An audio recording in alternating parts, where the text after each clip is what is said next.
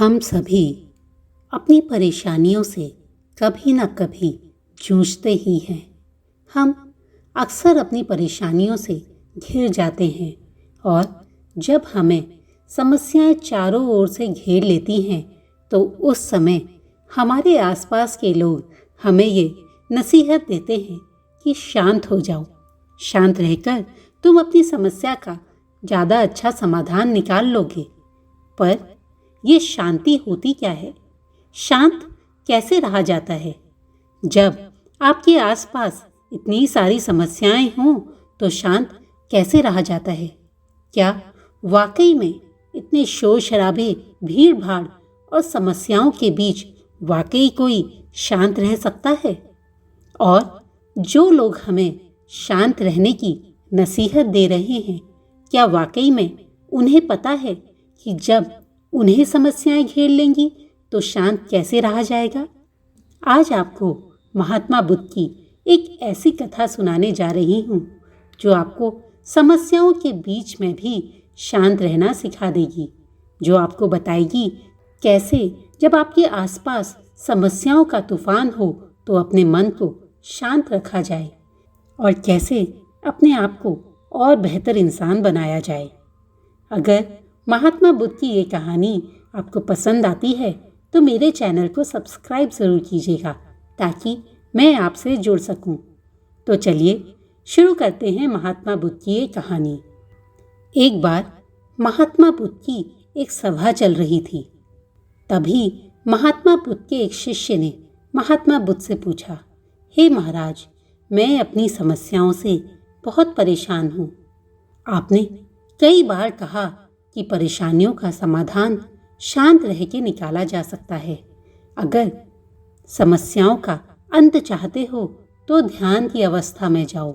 ध्यान की अवस्था में जाकर तुम अपने आप को और बेहतर पहचान पाओगे। पर मैं जितना भी शांत रहना चाहता हूँ, मैं शांत रह ही नहीं पाता। मेरे आसपास का शोर मुझे ध्यान की ओर ले जाने में असमर्थ है। मेरे घर में कभी शांति का माहौल रहता ही नहीं। मेरी पत्नी हमेशा मुझसे किसी ना किसी बात पर उलझती ही रहती है। मेरे बच्चे घर में शोर मचाते रहते हैं। मैं शांत हो ही नहीं पाता। यहाँ तक कि मेरे पड़ोसी भी इतना शोर मचाते हैं कि जब मेरे घर में शांति होती है तो मेरे बाहर शोर होता है। मैं समझ ही नहीं पा रहा हूँ कि शांति को कैसे पाऊँ। कभी कभी तो मैं जंगल भी जाता हूँ ताकि वहाँ शांत रह सकूँ, वहाँ ध्यान कर सकूँ। पर जंगल में भी इतना शोर होता है, कभी पेड़ों की पत्तियों के हिलने का तो कभी जंगल के जानवरों का। मैं पूरी तरह से शांति पाने में असमर्थ हूँ। मुझे समझ ही नहीं आ रहा कि मैं कैसे एक एकांत अवस्था में जाऊं जहां मैं ध्यान कर सकूं। महात्मा बुद्ध मुस्कुराए और कहा, मैं तुम्हें आज एक कथा सुनाता हूं जो तुम्हारे सारे सवालों का जवाब दे देगी। ये कथा एक काल्पनिक कथा है, इसे ध्यान से सुनना। ऐसा कहके महात्मा बुद्ध ने कथा आरंभ की। एक राजा था जिसे चित्रकला का बहुत शौक था। एक बार उसने घोषणा करी कि जो भी ऐसी चित्रकला बनाएगा जो शांति को दर्शाती हो तो मैं उसे मुंह मांगा इनाम दूंगा। ये खबर पूरे राज्य में फैल गई। बड़े से बड़ा चित्रकार अपनी कला बनाने में जुट गया। सब चाहते थे कि वह कला राजा को पसंद आए क्योंकि उन्हें राजा से मुंह मांगा इनाम पाने की इच्छा थी।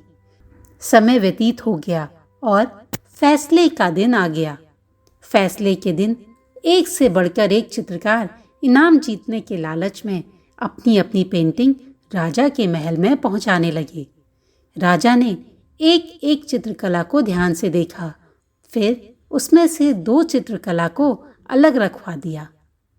अब इन्हीं दोनों में से इनाम की घोषणा होने वाली थी। पहली पेंटिंग बहुत ही सुंदर और शांत झील की थी। उस झील का पानी इतना साफ था कि जैसे उसके अंदर तक की सतह नजर आ रही थी और उसके आसपास मौजूद हिमखंडों की छवि भी उस पानी में उभर रही थी, जैसे मानो कोई दर्पण रखा हो। ऊपर से नीला आसमान था जिसमें रुई के गोलों के समान सफेद बादल तैर रहे थे। जो भी उस कला को देखता उसे यही लगता कि यह शांति को दर्शाने की सबसे अच्छी चित्रकला है। इससे ज्यादा अच्छा तो कुछ हो ही नहीं सकता। वहीं दूसरी ओर दूसरी चित्रकला में एक पहाड़ था, पर वह रूखे, बेजान और वीरान थे, और इन पहाड़ों के ऊपर घने गरजते बादल थे जिनमें बिजलियां चमक रही थी। घनघोर वर्षा होने से नदी उफान पर थी। तेज हवाओं से पेड़ हिल रहे थे और पहाड़ी की एक ओर स्थित झरने ने रौद्र रूप धारण कर रखा था। जो भी इस तस्वीर को देखता वो यही सोचता, भला शांति का इस तस्वीर से क्या लेना देना, इसमें तो बस अशांति ही अशांति है। सभी को पूरा विश्वास था कि पहली चित्रकला बनाने वाला चित्रकार ही इनाम का हकदार होगा। तभी राजा अपने सिंहासन से उठे और ऐलान किया कि दूसरी कला बनाने वाले चित्रकार को मुंह मांगा इनाम दिया जाएगा। हर कोई आश्चर्य में पड़ गया। पहले चित्रकार से रहा नहीं गया। वह बोला, महाराज, अगर आपको बुरा ना लगे तो आपसे एक बात पूछूं? राजा ने कहा, हाँ, जरूर पूछिए। चित्रकार ने कहा, महाराज, इस कला में ऐसा क्या था जो आपने इसे इनाम देने का फैसला किया, जबकि यहाँ मौजूद हर कोई यही कह रहा है कि मेरी कला शांति को दर्शाने के लिए सबसे उत्तम है, सर्वश्रेष्ठ है। राजा अपने सिंहासन से आगे आए और बोले, मेरे साथ चलो, और चित्रकार को अपने साथ चलने के लिए बोला। राजा चित्रकार को दूसरी कला के पास ले गए और बोले, झरने के बाईं ओर हवा से झुके हुए इस वृक्ष को देखो। देखो, इसकी डाली पर बने इस घोंसले को ध्यान से देखो। देखो कैसे एक चिड़िया इतनी कोमलता से, इतने शांत भाव और प्रेमपूर्ण होकर अपने बच्चों को भोजन करा रही है। इस चिड़िया को इस बात से कोई फर्क नहीं पड़ता कि आसपास भयंकर तूफान है, बादल गरज रहे हैं, आंधी चल रही है। उसका पूरा ध्यान अपने बच्चों को भोजन कराने में है। इस समय वह बिल्कुल शांत अवस्था में है, और यही सही मायनों में शांति को दर्शाता है। वह चित्रकार बहुत शर्मिंदा हुआ और उसने राजा से माफी मांगी।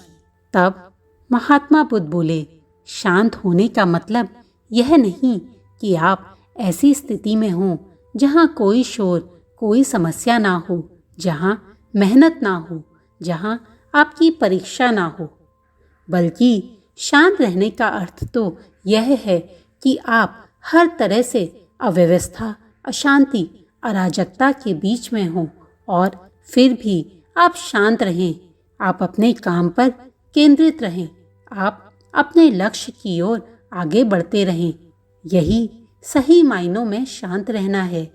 समस्याएं तो जीवन का अंग हैं और हम हर समय इन समस्याओं से होकर ही गुजरेंगे। अगर जिंदगी में आगे बढ़ना है तो आपको समस्याओं से दो चार होना ही होगा। पर क्या आप इन समस्याओं से होकर गुजरना चाहते हैं? और अगर आप वाकई में सफलता चाहते हैं तो आपको गुजरना ही होगा। और अगर आप इन समस्याओं से गुजरते समय अपने लक्ष्य की ओर केंद्रित रहेंगे तो आपको आसपास की समस्याएं जरा सा भी प्रभाव नहीं डालेंगी और आप सही मायनों में अपने लक्ष्य को पा लेंगे। महात्मा बुद्ध ने उस शिष्य को समझाया कि अगर तुम सही मायनों में ध्यान करना चाहते हो, शांत रहना चाहते हो, तो अपने आसपास के वातावरण में रहकर ही उस शांति को खोजो, उस ध्यान को खोजो। अगर तुम इस आसपास के वातावरण से हटकर उसे ढूंढोगे तो तुम कभी भी शांति और ध्यान को नहीं पा पाओगे। शांत रहने का सही अर्थ अपनी जिंदगी में शांति को तलाशना है। अपने कर्तव्य से पीछे हटने को शांत रहना नहीं कहते। अपने कर्तव्य को निभाते हुए आगे बढ़ने को, अपने लक्ष्य को प्राप्त करना ही शांत रहना है, ध्यान करना है। दोस्तों, अब तो हम भी समझ गए कि क्यों राजा ने उस दूसरी पेंटिंग को चुना। हम भी अपनी लाइफ में पीस यानी शांति चाहते हैं और अक्सर हम अपने आसपास की दुनिया से थक जाते हैं, अपने काम की वजह से स्ट्रेस में आ जाते हैं और फिर हम कहते हैं कि मुझे शांति चाहिए, मुझे थोड़ा सा मी टाइम चाहिए। और इस शांति की तलाश में हम अक्सर छुट्टी मनाने किसी रिमोट लोकेशन या किसी ट्रिप पे चले जाते हैं, इस उम्मीद से कि वहाँ हमें शांति मिलेगी, वहाँ मैं खुद को जान पाऊँगा। हम ये भूल जाते हैं कि शांति तो हमारे भीतर है, हमें इसकी तलाश अपने अंदर ही करनी होगी, बाहर नहीं। अगर हम अपने आसपास के तूफान को झेलते हुए आगे बढ़ें, उस तूफान में ही अपनी समस्याओं का हल ढूंढें, तो हम सफल ज़रूर रहेंगे और फिर हम सही मायनों में शांत रहना सीख जाएंगे। और तब हमें कोई ये नहीं कह सकेगा कि कैसे आगे बढ़ना है, क्योंकि हमें पता होगा कि हम हर समस्याओं को संभाल सकते हैं, हम हर समस्याओं, हर तूफानों के बीच में भी आगे बढ़ सकते हैं। आपको ये कहानी कैसी लगी, मुझे कमेंट में लिखकर ज़रूर बताइएगा। अगर महात्मा बुद्ध की ये कहानी आपको पसंद आई है तो मेरे चैनल को सब्सक्राइब ज़रूर कीजिएगा, ताकि मैं आपसे जुड़ सकूं। ये कहानी सुनने के लिए आपका धन्यवाद।